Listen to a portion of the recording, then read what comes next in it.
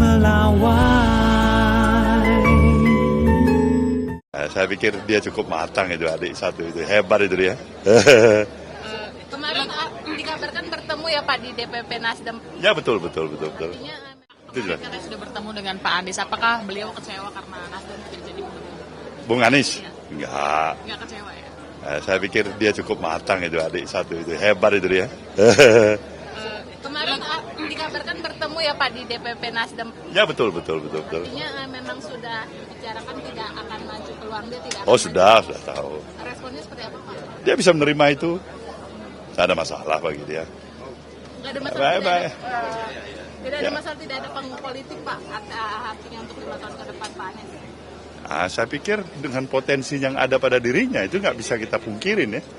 Usia masih relatif muda, ya kan, masih energik, ya kan, sejumlah experience, pengalaman telah dilaluinya.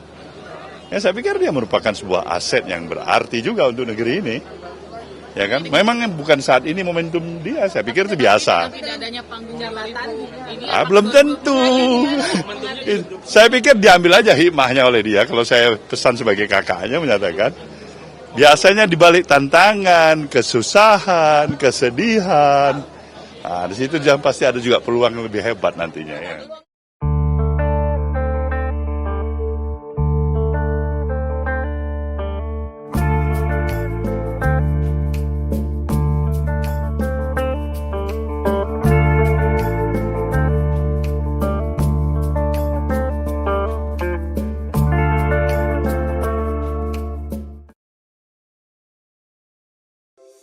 Di antara banyak sumber informasi, kami layak dipercaya.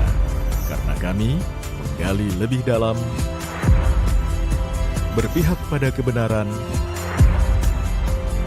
berpegang pada data dan fakta, agar layak Anda jadikan referensi. Kompas TV, independen, terpercaya.